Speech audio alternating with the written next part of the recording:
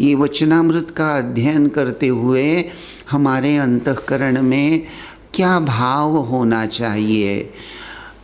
क्या सिर्फ यह किसी पंडित की बात है? श्री रामकृष्ण देव की बातें पंडित के समान जरूर लगती हैं, पांडित्यपूर्ण जरूर हैं। पांडित्यपूर्ण इसलिए क्योंकि श्री रामकृष्ण देव की जो सरल सीधी भाषा में और छोटे छोटे दृष्टांतों के माध्यम से, कहानियों के माध्यम से, जिसे अंग्रेज़ी में हम पैराबल्स ऐसा कहते हैं, तो कभी कोई छोटा सा दृष्टांत, तो कभी कोई कहानी, तो कभी कोई भजन, इन विविध मार्गों से श्री रामकृष्ण देव जो शास्त्र ग्रंथों में जो बातें बताई गई हैं, वह बातें बहुत सरल सुंदर ढंग से भक्त के सामने या मनुष्य के सामने प्रस्तुत कर देते हैं। श्री रामकृष्ण देव के वचन, उपदेश और शास्त्र में बताई बातें, इनको अगर तुलनात्मक दृष्टि से हम देखते हैं तो पता चलता है कि जो बातें शास्त्र ग्रंथ में बताई हैं वही सब बातें श्री रामकृष्ण देव अपनी सरल सहज शैली में और सिंपल भाषा में जगत के सामने प्रस्तुत करते हैं। और इसलिए श्री रामकृष्ण देव उनके जो उपदेश इत्यादि को देखकर निश्चित रूप से वह ज्ञानी है। ये सब बातें उन्होंने अपने अनुभव के आधार से ही ये हमें बता रहे हैं। यह एक दृढ़ भावना सुनने वाले के अंतःकरण में अगर होगी तो उसका प्रभाव भी अलग ही होता है।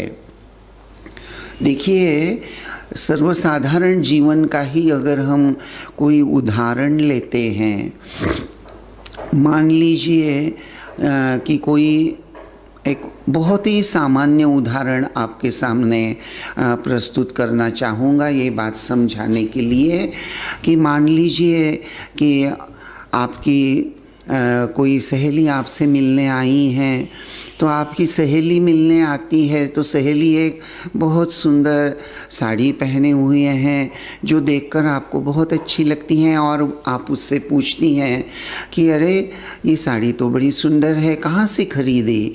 तो आपकी सहेली जवाब देती है कि हाँ, वो रावपुरा में एक शगुन नाम का दुकान है, वहाँ सेल लगा हुआ है, वहीं से मैंने खरीदी है। और एक साड़ी खरीदने के बाद एक साड़ी मुफ्त।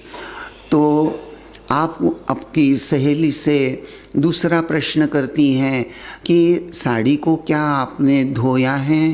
तो आपकी सहेली जवाब में कहती हैं, हाँ हाँ, साड़ी को एक बार दो बार नहीं, बहुत बार मैंने धोया है और साड़ी, उसका रंग खराब नहीं होता, साड़ी रंग नहीं छोड़ती और साड़ी श्रिंक भी नहीं हुई है। तो यह छोटा सा वार्तालाप हो जाने के बाद में आपके मन का भाव क्या हो जाता है कि अरे वाह, तो रावपुरा में वो जो दुकान है, उस दुकान में जो सेल चल रहा है, तो सेल में जो साड़ियाँ बिक्री हो रही हैं अच्छे क्वालिटी की हैं, तो जाकर खरीदना चाहिए। इस तरह से एक सरल भावना हमारे अंतःकरण में उदित होने की संभावना रहती है।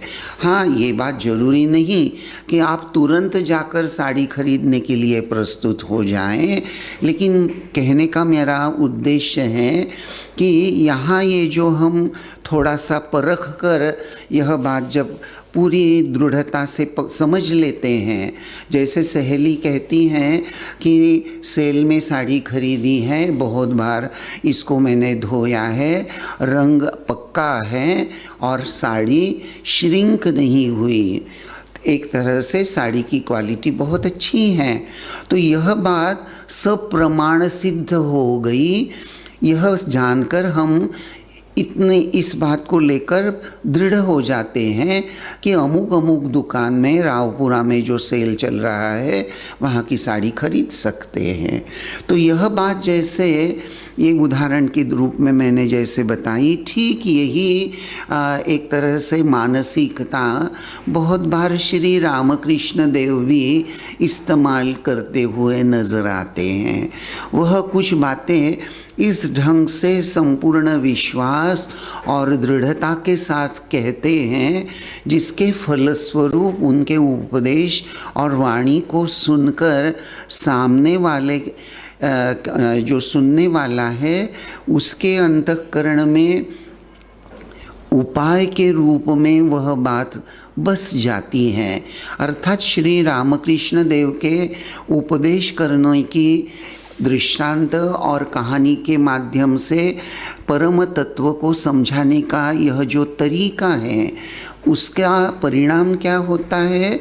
परिणाम यह होता है कि मनुष्य जन्म का मुख्य उद्देश्य भगवत प्राप्ति, वह भी हमारे अंतःकरण में, सुनने वाले के अंतःकरण में, या वचनामृत जो पढ़ रहा है उसके अंतःकरण में यह विचार जागृत तरंगायित हो जाता है, जागृत हो जाता है कि मनुष्य जीवन का उद्देश्य क्या है। उस मनुष्य जीवन के उद्देश्य को हम किस उपाय से प्राप्त कर सकते हैं, और इसी मनुष्य देह में रहते हुए भले ही हम संसारी हैं, भले ही हम गृहस्थाश्रमी हैं, लेकिन हमारा गृहस्थाश्रमी होना हमारे जीवन के उद्देश्य प्राप्ति करने में बाधा स्वरूप नहीं है। यह सब बातें, यह सब सकारात्मक विचार श्री रामकृष्ण देव के उपदेश और वाणी का के द्वारा हमारे अंतःकरण में आते हैं, और यही श्री रामकृष्ण देव या वचनामृत की अपनी विशेषता भी है। तो यहाँ ये जो प्रसंग उठाया गया है, श्री रामकृष्ण देव ईश्वर चंद्र विद्यासागर के से मिलने के लिए उनके यहाँ जा रहे हैं। आगे वर्णन हमने देखा है कि गाड़ी दक्षिणेश्वर काली मंदिर से चलकर श्याम बाज़ार होते हुए एमहर्स्ट स्ट्रीट में आई हैं। भक्त लोग कह रहे हैं अब बादुड़ बागान के पास आई हैं। श्री रामकृष्ण बालक की भांति आनंद से बातचीत करते हुए आ रहे हैं, और एकाएक भावांतर हुआ, मानो ईश्वर आवेश होना चाहता है। अर्थात श्री रामकृष्ण देव ईश्वरीय भावों में चले जा रहे हैं। गाड़ी राम मोहन राय के बाग की बगल से आ रही हैं। मास्टर ने श्री रामकृष्ण का भावांतर नहीं देखा, झट कह दिया यह राम मोहन राय का बाग है। श्री रामकृष्ण नाराज़ हुए, कहा अब ये बातें अच्छी नहीं लगती, आप भावाविष्ट हो रहे हैं। तो यहाँ धीरे धीरे ये जो श्री रामकृष्ण देव जिनका वर्णन मास्टर विद्यासागर को कह चुके हैं कि श्री रामकृष्ण अहरनिश भगवान का ही या ईश्वर का ही चिंतन करते हैं, ईश्वर चिंतन में ही डूबे रहते हैं, ईश्वर के सिवा कुछ नहीं जानते, और इसी का परिणाम कभी कभी श्री रामकृष्ण देव का जैसे संपूर्ण रूप से भावांतरण होकर वे ईश्वरीय बोध में ही प्रतिष्ठित हो जाते हैं। और जब वे ईश्वरीय बोध में प्रतिष्ठित हो जाते हैं तो ये जो संसार की बाह्य बातें हैं उनको लेकर या उसका डिटेल वर्णन वगैरह इत्यादि अब उनको सुनना अच्छा नहीं लग रहा है। उनको अब सिर्फ ईश्वरीय बातें ही कहनी भी है और सुननी भी हैं। विद्यासागर के मकान के सामने गाड़ी खड़ी हुई। मकान 2 मंजिला है, साहबी ढंग से सजाया हुआ है। मकान के चारों ओर खुली जगह है जो दीवार से घिरी हुई है। मकान की पश्चिम की ओर फाटक है। आंगन में बीच बीच में पुष्प वृक्ष लगे हुए हैं। नीचे पश्चिम वाले कमरे में ऊपर चढ़ने के लिए सीढ़ी हैं। विद्यासागर ऊपर रहते हैं। जीने से चढ़कर ऊपर जाते ही उत्तर की ओर एक कमरा है, उसके पूर्व की ओर एक हॉल है। हॉल के दक्षिण पूर्व वाले कमरे में विद्यासागर सोया करते हैं। दक्षिण की ओर और एक कमरा है। ये सारे कमरे कीमती पुस्तकों से भरे हैं। पुस्तकों पर सुंदर जिल्द लगवाकर उन्हें अच्छी तरह सजा कर रखा गया है। हॉल के पूर्व की ओर मेज़ और कुर्सी हैं। यही बैठकर विद्यासागर काम किया करते हैं। जो लोग उनसे मिलने आते हैं वे मेज की तीनों ओर रखी हुई कुर्सियों पर बैठा करते हैं। मेज पर कागज़, कलम, स्याही आदि लिखने की वस्तुएं, बहुत सी चिट्ठियाँ और कुछ पुस्तकें रखी हुई हैं। इस मेज के दक्षिण दिशा के कमरे में एक छोटा बिछौना है। यहीं पर आप शयन करते हैं। तो देखिए, यहाँ हम देखते हैं, यहाँ मास्टर की, महेंद्र नाथ गुप्त की ये जो निरीक्षण शक्ति है, ये विस्तार से विद्यासागर के मकान का और उनके बैठक खाने का या उनके वो जो पढ़ाई लिखाई करते हैं, आने वाले जो अतिथि हैं उनसे मुलाकात करते हैं, इन सब का जो बहुत बारकाई से महेंद्र नाथ गुप्त यहाँ वर्णन किए जा रहे हैं। शायद बहुत बार इतना विस्तृत और इतना छोटी छोटी बातों को लेकर यह जो वर्णन हम पढ़ने लगते हैं तो कभी कभी मन में यह विचार निश्चित रूप से आता है कि इतना सब कुछ वर्णन करने की क्या ज़रूरत है।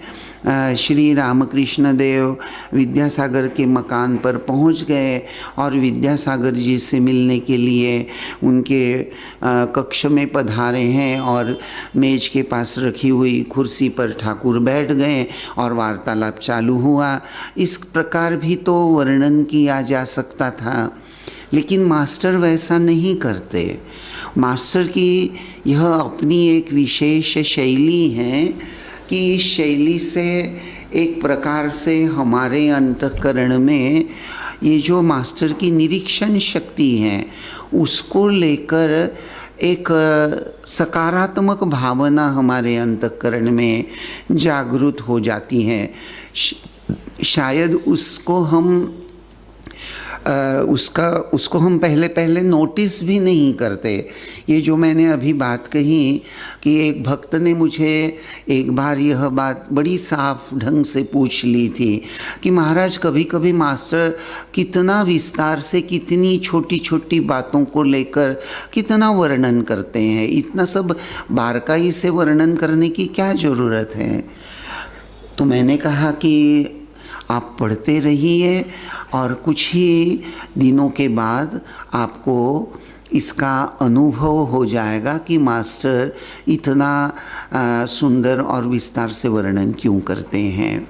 और देखते देखते उन भक्तों ने जब वचनामृत का देखते देखते गहराई में खूब अध्ययन किया और बाद में चलकर उन्होंने अपने आप महसूस करते हुए यह स्वीकार किया कि महेंद्र नाथ गुप्त का यह बारकाई से यह छोटी छोटी बातों को जो विस्तार से वर्णन करने का ढंग है, मन में स्वाभाविक रूप से यह विचार आ ही जाता है अचानक कि जो व्यक्ति एक स्थान का इतने सुंदर ढंग से निरीक्षण करते हुए वर्णन कर सकती हैं, उन्होंने श्री रामकृष्ण देव और उनके उपदेशों को लेकर जो वर्णन प्रस्तुत किया है वह कितना सटीक होगा, निश्चित होगा, सुंदर होगा।